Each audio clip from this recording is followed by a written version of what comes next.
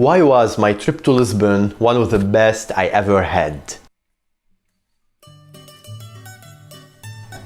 What's up guys, welcome back to Under His Footsteps, and in under 3 minutes I'm gonna try to show you how I made amazing memories during my trip to Lisbon back in 2012. And before I start, I want to point out something very important, is that during this video you're gonna see pictures that I took myself during my trip to Lisbon, and at that time I was not planning to start a vlog in a few years. So basically don't expect like very high quality pictures, because I took them with an old phone at the time, but I want to show you like the same pictures, the real pictures I took during my trip. So if you are ready, so am I. Let's go. So in 2012 I went to Lisbon, and it was the first ever solo trip I take, and thanks to it I became addicted to solo traveling. Since I was alone, I thought why not book a guided tour and try to meet new friends.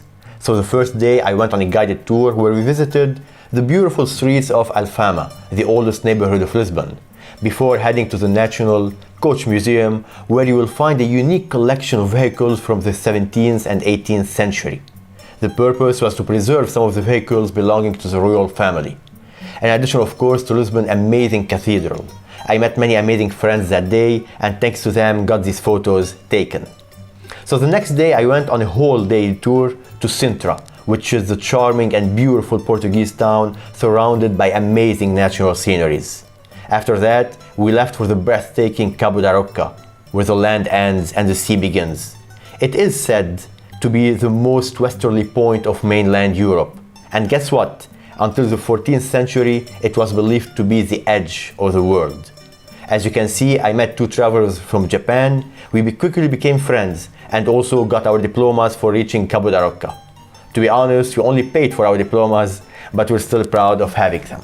Moving on, the third day I took a bus and visited the sanctuary of Our Lady of Fatima, the biggest pilgrimage site in Portugal. In my opinion, a must-visit place whenever you are in Lisbon.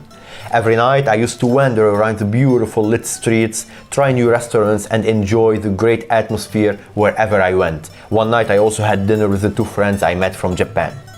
And I also forgot to tell you about something. It's about my visit to Cristo Rei. I can't remember which day it was, but I also during my trip visited Cristo Rei, which is the magnificent statue of Christ that is an important Portuguese destination. From there you will be amazed by the wonderful views of Lisbon.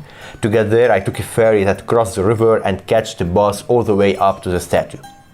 So back to my last day, I decided to just walk around one last time. I met Sarah in Ria Augusta, where she was drawing this beautiful painting. I stayed for like 30 minutes until at the end I bought it, and it became my best souvenir from Lisbon. Bottom line, I loved Lisbon, its people, streets, food and atmosphere.